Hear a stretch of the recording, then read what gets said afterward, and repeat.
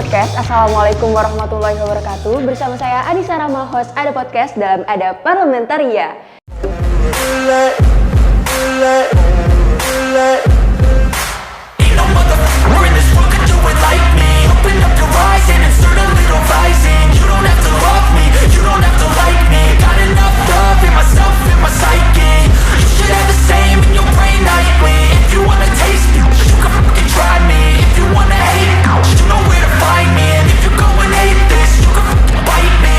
Cruising in my lane fast, call it high speed. I've been working hard. Nah, pada episode kali ini kita akan membahas tentang peran penting tugas fraksi bersama Bapak Daryanto selaku anggota DPRD Kota Bekasi. Nah, beliau ini sudah banyak merealisasikan aspirasi masyarakat khususnya di daerah pemilihannya. Nah, mau tahu lebih lanjut? Tetap stay tune di Ada Production Official.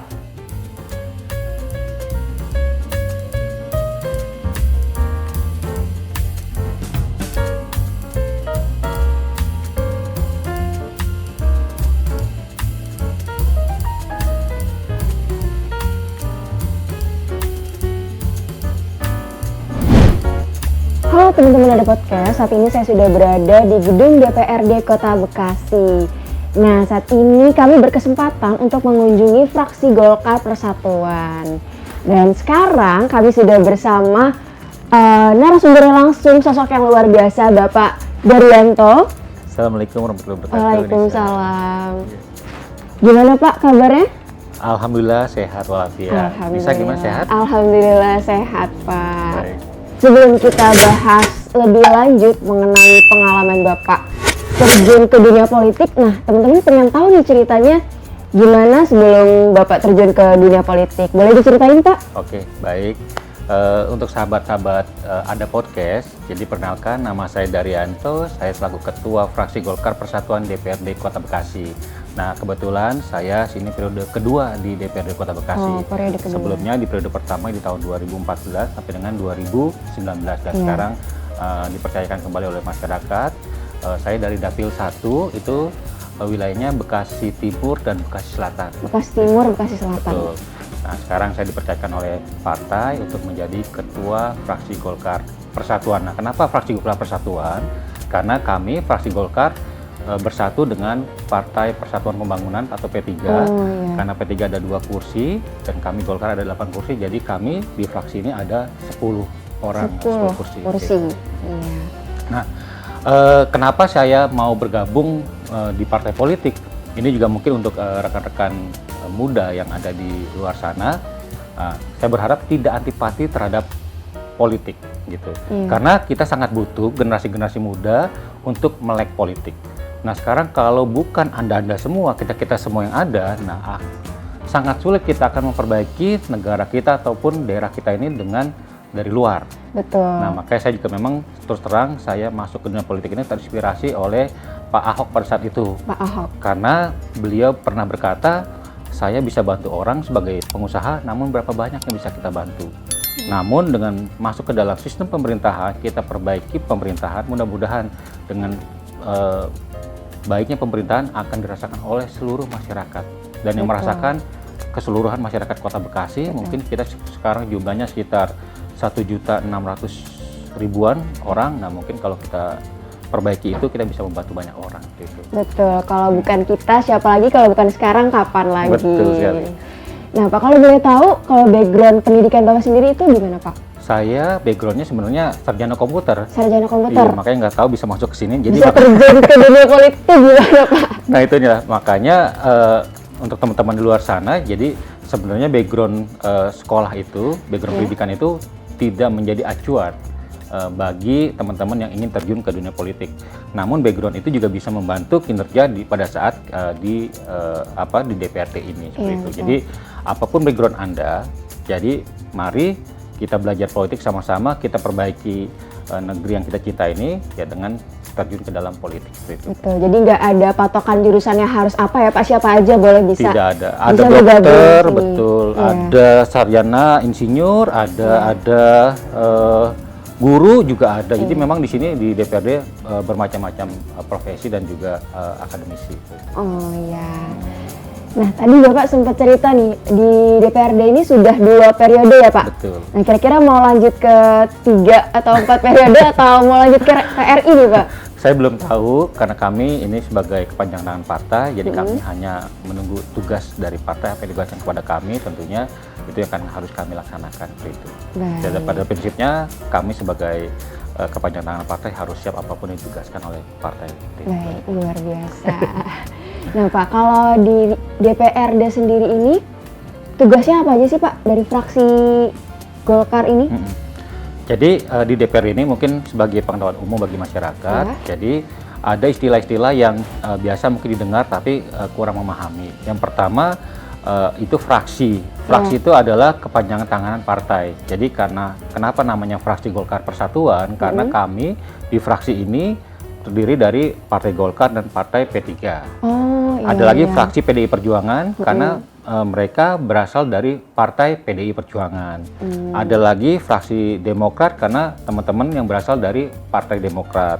Ada lagi fraksi PAN karena teman-teman yang berasal dari Partai PAN seperti itu. Makanya disebut fraksi ya, karena jadi makanya fraksi itu adalah kepanjangan tangan dari partai. Nah, ada lagi istilahnya disebut dengan komisi. Nah, komisi itu di kami di Kota Bekasi ini ada 4 komisi. 4 komisi, komisi 1, 2, 3, dan 4. Nah, ini masing-masing nanti bermitra dengan dinas-dinas yang ada di pemerintahan Kota Bekasi. Nah, komisi 1 itu membahas tentang pemerintahan ya, dan juga kerjasama vertikal dengan kepolisian, terus imigrasi, dan juga badan pertanahan.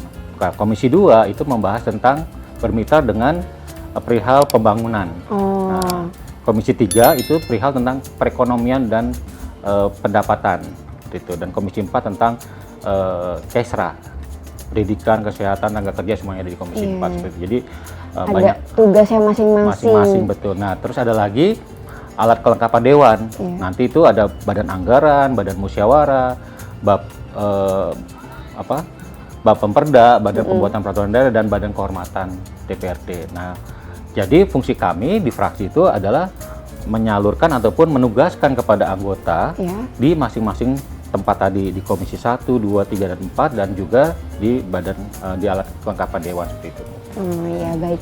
Kalau koordinasi dari masing-masing tugas itu gimana Pak? Dari komisi 1, komisi 2 itu boleh diceritain? Itu makanya nanti kami dari fraksi ini yang mengkoordinir hal tersebut.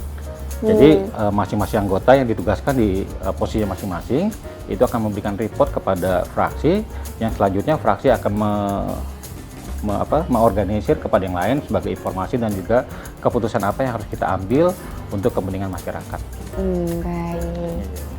Nah, kalau kabar mengenai infrastruktur perekonomian atau pendidikan di Kota Bekasi ini gimana Pak? Iya.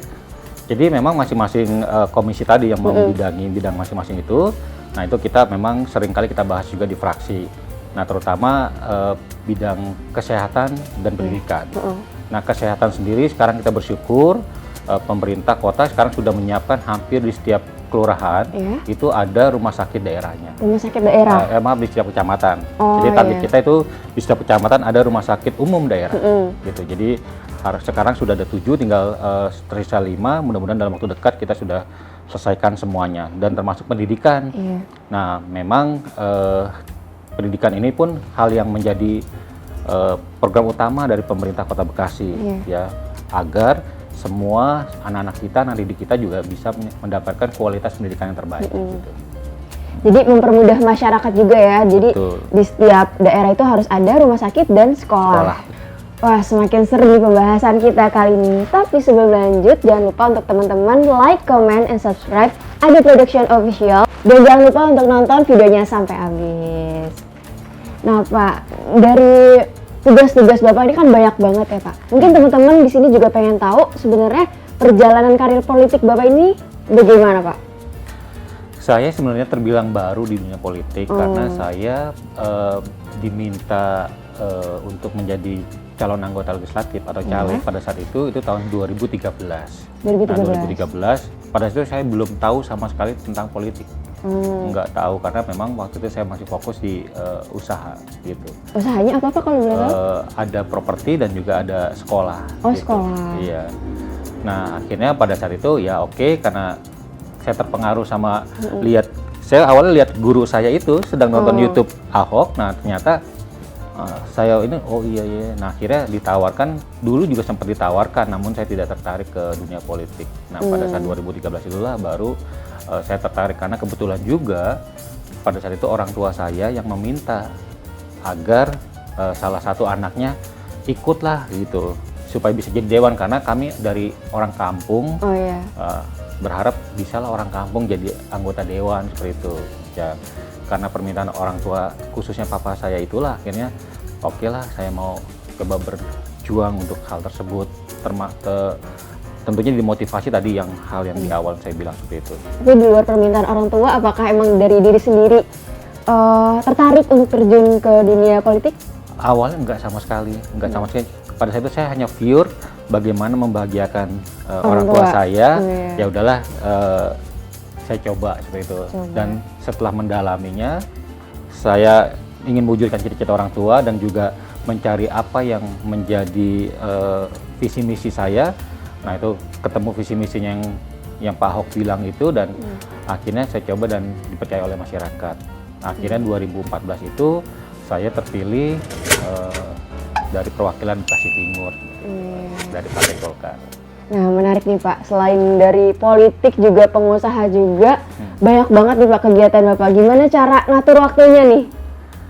Ya sama seperti yang lain-lain, biasa aja kita tinggal membagi waktu. Ya memang ada hal yang harus kita korbankan, ya minimal ya akhirnya kumpul dengan keluarga agak berkurang, hal-hal kesukaan lainnya juga agak berkurang, yang tinggal kita balancekan saja supaya semuanya bisa tertata dengan baik. Gimana cara ngatur prioritasnya aja? Betul, sekali prioritasnya diprioritaskan. Nah untuk karir politiknya gimana nih Pak? Ya di politik sendiri, pada saat saya ikut Partai Golkar, saya sebagai anggota biasa, saya dari tingkat pengurus kelurahan sebagai bendahara pada saat itu, bendahara di pengurus kelurahan, lalu naik ke pengurus kecamatan, lalu ke pengurus kota seperti itu. Dan di fraksi pun pada saat itu saya bukan pimpinan fraksi, saya anggota biasa. Lalu 2,5 tahun kemudian saya dipercayakan sebagai sekretaris fraksi pada saat itu. Dan setelah itu di periode kedua ini saya dipercayakan sebagai ketua fraksi Golkar Persatuan. Seperti itulah. Dipercaya sebagai ketua fraksi Golkar. Nah itu tapi emang ada keinginan dari Bapak sendiri pengen jadi ketua atau ditunjuk atau gimana nih Pak? Ditunjuk. Karena kalau secara pribadi kita menyerahkan seluruhnya kepada partai untuk memberikan pilihan tersebut semuanya di partai gitu Pak. Selama menjabat sebagai ketua fraksi Golkar ini, kira-kira apa sih Pak yang Bapak rasakan, apa yang ada di benak Bapak? Ya dengan menjadi ketua fraksi sebenarnya kita bisa lebih intens komunikasi kepada teman-teman fraksi yang lain. Karena bagaimanapun di DPRD ini tidak bisa berdiri sendiri.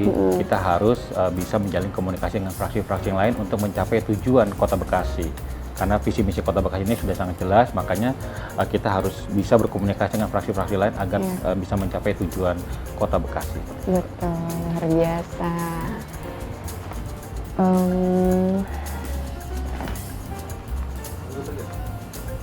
Nah Pak, saya sempat dengar nih isu tentang Bapak kunjungan ke apartemen ya Pak, betul? Iya, iya. Nah itu tuh ada apa Pak di sana? Jadi ada masukan ataupun komplain dari masyarakat perihal beberapa apartemen. Yang pertama perihal perizinan dari apartemen itu sendiri. Nah itu kita melihat sendiri ke wilayah, ke lingkungan itu apakah betul itu. Nah makanya kita minta untuk apartemen itu segera merapikan perizinan dan juga hal-hal lainnya. Dan yang kedua ada lagi perihal yang mungkin ramai adanya kasus tanda kutip prostitusi di sebuah apartemen. Nah itu pun kita sudah tindak lanjuti, ternyata memang ada beberapa temuan yang kita serahkan kepada pihak yang berwajib untuk melanjuti hal tersebut, karena kita sifatnya hanya merekomendasikan, tapi secara garis besar itu tidak kita temukan. Tapi kita berharap hal tersebut pasti tidak ada asap kalau tidak ada api. Nah makanya kita harapkan hal tersebut pun untuk didalami oleh pihak yang berwajib. Sempat dengar sih prostitusinya remaja ya Pak? Betul, betul. Iya, sangat disayangkan sekali ketika remaja ini kan menjadi potensi besar untuk suatu daerah nih Pak. Betul. Kalau sampai ada yang prostitusi seperti itu bisa berpengaruh ke berbagai aspek seperti Betul. kesehatan juga kan. Betul. Remaja itu di mana mereka harus bisa produktifnya di sekolah malah seperti itu. Betul. Bisa berpengaruh ke peningkatan pernikahan dini juga. Di mana di usia remaja itu kan kalau misalnya sampai kejadian hamil di luar nikah bisa berbahaya juga untuk Betul. kesehatannya. Makanya itu yang kami lakukan bersama teman-teman DPRD Kota Bekasi Iya. agar hal seperti tadi Mbak Anissa ceritakan itu tidak terjadi. Tidak terjadi Dan lagi. kita harapkan juga pihak yang berwajib dan juga pihak-pihak yang terkait itu bisa mengantisipasi hal tersebut. Sebelum lanjut ke pembahasan selanjutnya, untuk teman-teman jangan lupa di like, comment, and subscribe Ada Production Official. Nah, baik nih Pak, kita lanjut ke pembahasannya. Nah, selama Bapak menjabat sebagai anggota DPRD Kota Bekasi, kira-kira aspirasi masyarakat apa aja nih Pak yang udah Bapak terima dan kegiatan apa aja yang sudah dilakukan? Jadi cukup banyak ya, di masyarakat ini memang bermacam-macam. Ada baik dari infrastruktur, baik dari kesehatan, baik dari pendidikan, dan juga yang lainnya. Termasuk yang kalau istrinya melahirkan juga kadang-kadang suka ngubungin dewan juga gitu. Oh, langsung hubungin ke Dewan. Jadi Pak, ini istri saya mau melahirkan gimana? Oh ya, nanti kita bantu ke rumah sakitnya ataupun lainnya. Termasuk misalkan BPJS-nya mati atau bermasalah dan lainnya itu banyak sekali. Tapi kalau dari segi aspirasi biasanya masyarakat mengharapkan tentang kalau pendidikan itu mereka minta USB atau sekolah baru, unit sekolah baru. Karena kan memang target kita di setiap kelurahan itu ada satu sekolah SMP gitu. Iya. Dan itu sekarang sudah berjalan? Sudah berjalan. Mungkin hanya beberapa kelurahan yang belum ada, tapi hampir mayoritas kita sudah semua. Sudah 95% itu sudah semua. Dan tentunya juga masih tetap harus ada perbaikan-perbaikan lainnya. Terus kalau dari segi infrastruktur, nah ini sering banyak diminta oleh masyarakat karena kita juga masih masih berkecimpung lah, masih berurusan dengan masalah banjir, gitu. Banjir karena ya akhirnya infrastruktur berupa saluran ataupun folder dan lainnya itu jadi prioritas dari masyarakat gitu. Terus yang selanjutnya infrastruktur terkait masalah jalan, ya yang jalan rusak, yang jalan berlubang ataupun lain itu juga menjadi aspirasi masyarakat. Makanya banyak sekali juga masyarakat yang mengharapkan hal tersebut bisa terrealisasi segera. Namun ya kami sampaikan juga kepada masyarakat agar bersabar karena tentunya pemerintahan Kota Bekasi ini juga punya keterbatasan, baik keterbatasan anggaran dan lainnya seperti itu. Makanya mana yang jadi skala prioritas itu yang akan kita utamakan lebih dahulu. Bertahap. Tapi pada intinya nanti akan semuanya terrealisasikan. Gitu. Kira-kira selesainya itu di tahun berapa nih Pak? Jadi kalau aspirasi itu memang setiap tahunnya akan ada. Kami pun dari DPRD Kota Bekasi khususnya ya, DPRD itu melaksanakan reses itu 3 kali dalam 1 tahun. Nah, dalam 1 tahun, nah makanya kita menampung banyak sekali aspirasi dari masyarakat yang tentunya akan kita teruskan ke dalam APBD. Nah, untuk direalisasikan tahun-tahun selanjutnya. Jadi ini juga buat masyarakat informasi saja. Kadang-kadang anggota dewan tuh omdo disebutnya gitu ya. Jujur aja, betul nggak? Banyak masyarakat yang bilang seperti Terus itu. katanya suka bohong. Nah, tapi gini sebenarnya kadang-kadang ini masyarakat banyak yang tidak paham ataupun tidak tahu. Iya, betul. Masalah misalkan kalau mengajukan permohonan tahun ini itu bukan dikerjakan tahun ini juga, tapi kita usulkan dulu itu baru dikerjakan tahun mendatang. Iya, ada prosesnya betul. Jadi makanya kadang-kadang itu tidak disampaikan oleh teman-teman dewan.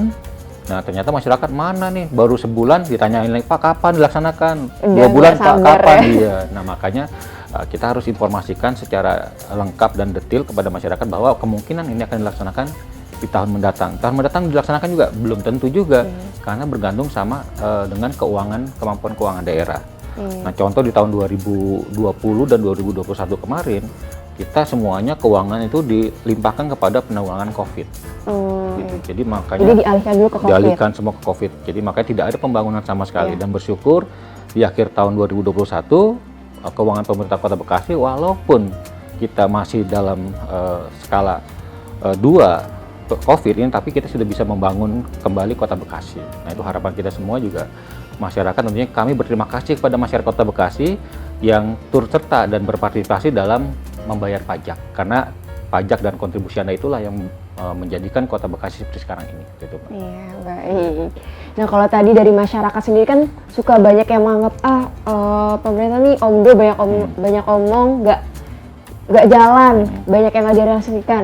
Nah, kalau dari Bapak sendiri tuh sebenarnya ada nggak sih Pak keluh kesah ke masyarakat Ya, yang Bapak rasakan? pasti ada lah, pasti ada. Namanya masyarakat kan kita berhubungan dengan banyak orang, berhubungan dengan banyak pemikiran, Iya. banyak persepsi. Nah, makanya dari itu kita juga semaksimal mungkin kita jelaskan dan kasih pengertian kepada masyarakat bahwa nggak mungkin juga semuanya bisa terrealisasi dalam waktu singkat. Iya, betul. Makanya butuh proses yang panjang, butuh waktu, makanya mudah-mudahan itu semua bisa terrealisasi semuanya, tapi butuh proses dan Butuh waktu. prosesnya.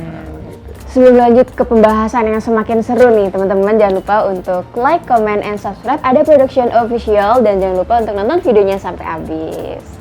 Nah, baik. Yeah. Selama Bapak menjabat sebagai anggota DPRD Kota Bekasi ini, kira-kira suka duka ada tantangan tersendiri nggak Pak?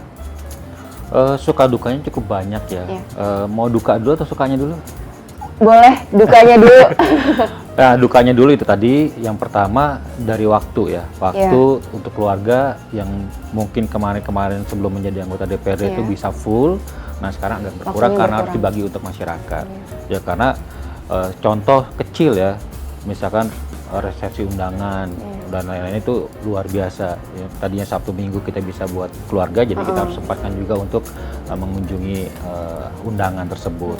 Selain itu juga bukan hanya itu, dari segi materi juga mungkin kami para anggota DPR juga harus menyisihkan sebagian ataupun mungkin bisa lebih juga penghasilan yang kami dapat, karena kita harus membantu juga para masyarakat. Contoh sekarang ini 17-an.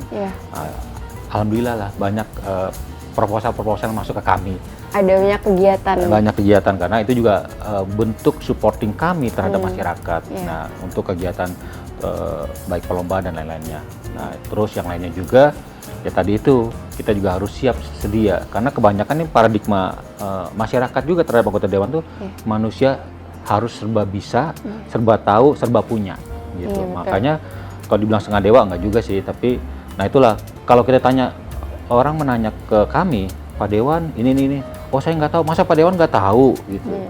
Terus tanya lagi, Pak Dewan bisa minta ini, oh saya nggak punya, masa Pak Dewan nggak punya. Nah itulah paradigma itu yang mungkin juga masyarakat juga harus memahami kami seperti itu, bahwa kami ini juga punya keterbatasan, punya kemampuan yang memang di luar kemampuan kami yang belum bisa kami wujudkan. Itu mungkin sedikit dukanya lah seperti itu. Nah kalau sukanya cukup lebih banyak menurut saya, banyak sekali. Apa Karena aja nih Pak? dengan menjadi anggota DPRD ternyata kita punya fasilitas lebih untuk membantu masyarakat. Ini akses yang lebih mudah. Akses lebih mudah, baik dari segi pemerintah ataupun yang lainnya. Nah itu yang mungkin kita juga bisa bantu juga kepada masyarakat. Nah terus yang selanjutnya juga kita punya keluarga jadi lebih banyak. Lebih banyak keluarga. Tadinya kalau mampir ke RT sini, ke RW sini nggak ada yang kenal kan. Betul. Nah sekarang Pak Dewan mampir, Pak Dewan ngopi, Pak Jadi Dewan kenal semuanya. banyak sekali gitu. Pak Dewan makan, oh ada warteg ya kita makan bareng tuh gitu. Terus setiap sudut daerah pasti ada yang Betul, kenal. ya itu banyak juga hal-hal lain yang memang mungkin sukanya saya pikir bisa lebih bermanfaat lah buat sesama seperti itu. Kan suatu kebahagiaan ya kalau kita bisa bermanfaat untuk orang lain. Betul. Atau ada pengalaman yang paling diingat nggak Pak selama menjabat sebagai anggota DPRD ini? Yang sukanya apa dukanya? Yang sukanya, yang sukanya. paling berkesan nih Pak untuk Yang Bapak. paling berkesan tuh ada masyarakat yang membantu saya pada saat dari awal kami berjuang menjadi caleg. Nah sekarang saya bersyukur kami tim-tim yang membantu itu masih lengkap. Nah ini artinya saya berterima kasih buat teman-teman semua. Tentunya mereka juga pasti ada kecewa ya, ada hal lainnya, tapi mereka masih tetap mau kita bersama-sama berjuang untuk kepentingan di wilayah dan tentunya di lingkungan kami seperti itu. Dan itu menjadi hal yang tidak terlupakan untuk saya pribadi, persaudaraan dan hal lainnya yang mungkin sampai saat ini bisa terjaga. Itu yang mungkin kebahagiaan yang paling saya rasakan seperti itu. Jadi dengan masyarakat juga harus saling bekerja sama ya Pak? Betul, nggak mungkin. Kan makanya kami juga para anggota dewan perlu informasi dari masyarakat. Kan misalkan ada ada yang meninggal ataupun yang berduka, kami kan nggak mungkin tahu kalau tidak ada diinformasikan kepada kami. Makanya kami juga butuh informasi agar hal-hal tersebut bisa sampai ke kami. Kan nggak mungkin kami bisa tahu semua seperti itu. Iya, tapi mungkin juga masyarakat belum tahu nih gimana sih cara menyampaikan aspirasi mereka sendiri ke DPRD ini. Mungkin kalau untuk aspirasi bisa langsung ke kami, ke para anggota dewannya. Langsung datang ya ke bisa. kantor? Boleh ke kantor boleh, ataupun iya. ke beberapa rekan-rekan kami yang ada di wilayah pun bisa, ataupun bisa melalui kelurahan, kecamatan, nanti bisa teruskan juga ke pemerintah Kota Bekasi seperti itu. Iya, baik. Nah, sekarang ini kan masyarakat di khususnya Kota Bekasi itu banyak banget remajanya nih Pak. Populasi remaja itu kan udah banyak banget. Betul. Nah, pandangan Bapak mengenai generasi remaja sekarang itu seperti apa Pak? Nah, ini untuk para remaja yang saya harapkan juga kontribusinya terhadap Kota Bekasi tentunya, ayo ikut berperan. Dalam hal apa? Sesuai dengan kemampuan kalian masing-masing. Ya, kalau kalian pelajar, belajarlah menjadi pelajar yang baik. Tidak tawuran, ya, tidak narkoba dan lain-lainnya. Ya, seperti itu. Kita harapkan itu. Yang kedua, untuk generasi yang mungkin ingin masuk ke dalam dunia politik, jangan jadi generasi yang antipati terhadap politik.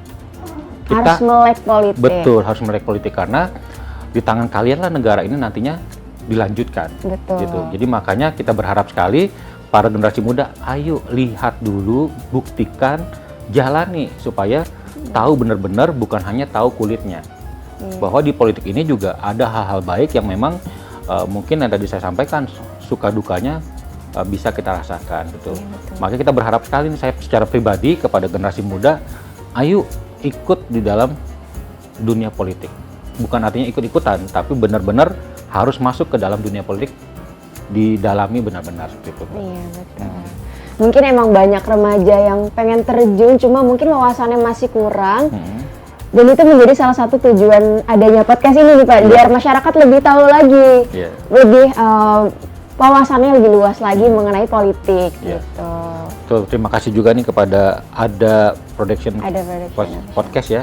Jadi mudah-mudahan ini menjadi inspirasi juga kepada rekan-rekan muda kita, generasi muda kita untuk lebih mendalami dan mau tahu tentang politik.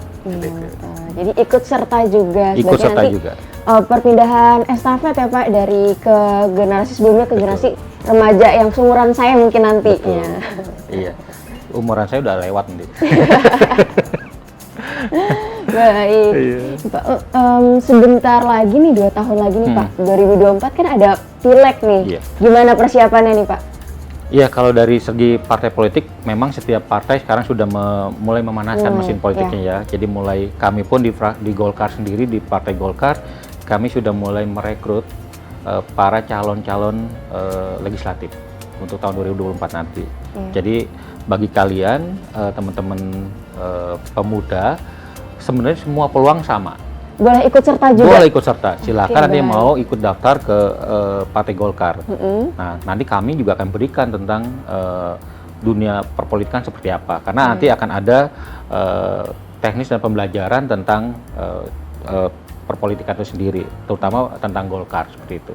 Karya-karyaan Golkar seperti apa, karena kita ketahui lah ya, bahwa Golkar itu ada partai yang tertua dan juga sudah mempunyai pengalaman dan sudah menelurkan para pemimpin-pemimpin nasional yang ada. Nah, kita harapkan juga nanti dari generasi muda bisa muncul, bisa melanjutkan para senior-senior kita yang luar biasa. Baik. Jadi untuk teman-teman milenial nih yang mau ikut serta itu bisa banget ya Pak? Bisa, langsung aja nanti datang ke DPD Golkar Kota Bekasi di Jalan Pekayon Raya. Nanti situ ada pelangnya DPD Golkar Kota Bekasi. Kalian bisa cari informasi di sana atau mendaftarkan diri kalian di sana. Siap. Nah, apakah optimis nih Pak untuk Pileg 2024? Harus optimis. Harus optimis. Dan kami dari Partai Golkar sendiri untuk di 2024 nanti menargetkan 12 kursi DPRD dan tentunya juga menang kepala daerah, dan juga kami ingin menjadikan juga Pak Erlangga Hartarto sebagai presiden di 2024 nanti. Gitu. Baik, luar Ketua umum biasa. kami. Baik, udah seru banget nih pembahasan kita hari ini. Nah, ada fun fact nih teman-teman, ternyata Bang Dar ini punya channel YouTube ya Bang? Iya. Boleh dipromoin ke teman-teman? Iya, saya sedang belajar nih sama Mbak Nisa sebenarnya. Aduh, malah kembali nih saya yang belajar sama Bang Dar.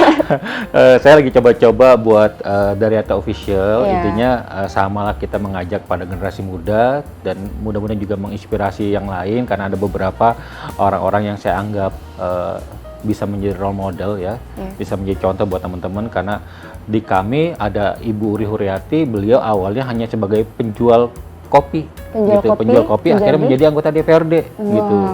Dan juga ada lagi pengusaha muda Mas Yogi Kurniawan, beliau memang ketua HIPMI Kota Bekasi dan sekarang menjadi anggota DPRD Kota Bekasi.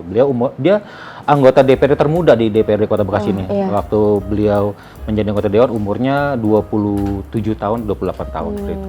Nah, jadi ada juga inspirasi lain yang ya menurut saya bukannya saya ingin mengajarkan tapi kita sharing saja, mudah-mudahan itu bisa menjadi inspirasi bagi kalian. Masyarakat. Gitu. Jadi kontennya emang untuk menginspirasi masyarakat. Betul, iya. Nah teman-teman, seru sekali pembahasan kita hari ini bersama Bang Dar. Yang awalnya saya datang tuh udah deg-degan, ternyata pas ngobrol tuh humble sekali ya Bapak ini, Bang Dar. Nah, tapi sayang sekali karena durasi kita kurang panjang. Mungkin di kesempatan lain waktu ya Pak, kita bisa ngobrol-ngobrol lagi. Siap, boleh Mbak Nisa. Kita bahas tentang generasi remaja-remaja lagi nih di Kota Bekasi. Oke, boleh. Saya Anissa Rahma dan kru yang bertugas pada hari ini pamit undur diri. Dan sampai jumpa di episode selanjutnya. Bye.